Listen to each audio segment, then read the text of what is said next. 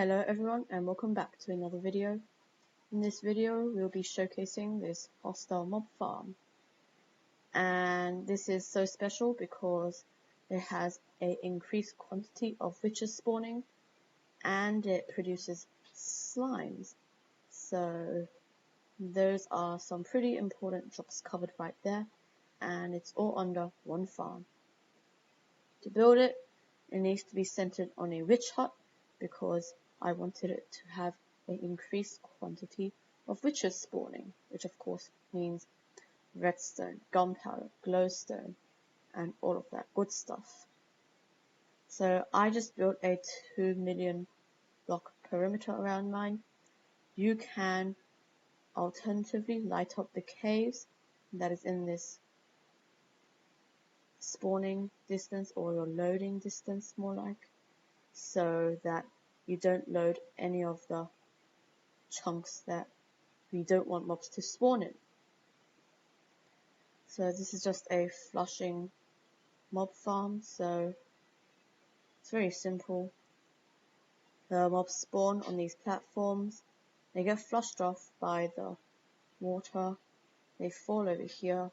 If they don't die already, they get killed by the magma blocks, and when that hopper timer decides it's time, it lets out a stream of water which carries it all the way to the hopper lines, and the items make its way into the collection system.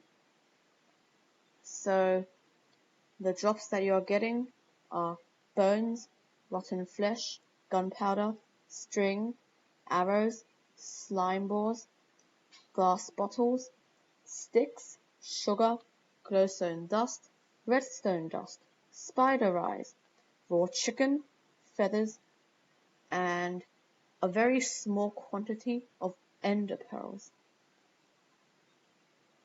So this farm is different because there are 3 high gaps in the lower layers, and that's because we want large slimes to be able to spawn to produce slime balls. And some of you viewers might notice that these layers only have 2 high gaps, and that's because even if they had 3 high gaps, slimes won't be able to spawn because, as a lot of you might know, slimes only spawn in swamp biomes from y equals 60 to y equals 80. And let's just get F3 screen up. So all of these are above y equals 80. So I'll have a little screenshot of this contraption right here. Pause the video if you need to, and there are 2 stacks of items in that hopper clock right there. So what essentially this does is create a 15 tick pulse or 1.5 second pulse through this repeater, and that will be long enough for the water blade to clear the majority of the items and swipe them into these water lines or hopper lines. Well, that's what I used here, but if you don't have an iron farm, or if you still find this expensive, then you should definitely use water streams. And over here, it's just a observer and dropper pattern through the central column.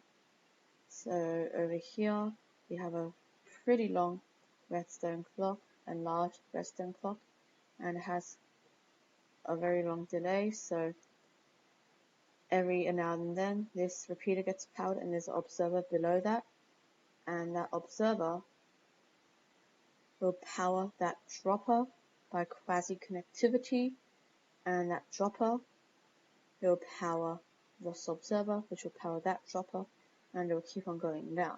When there are 3 high gaps, then you use 2 observers except for 1 observer. So that's all to it. And in terms of this perimeter, You don't need to break bedrock until you reach the bottom layer. You just break the blocks that can be broken.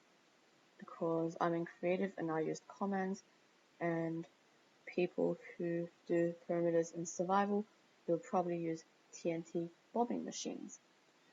But in swampy areas, there'll be a lot of water puddles, and that will result in the TNT not being able to destroy blocks. So if you want a detailed account of all the drops that this thing collects, they'll be in the description below. If you want to know how to locate a witch hut, then I'll leave a link to Chunkbase in the description.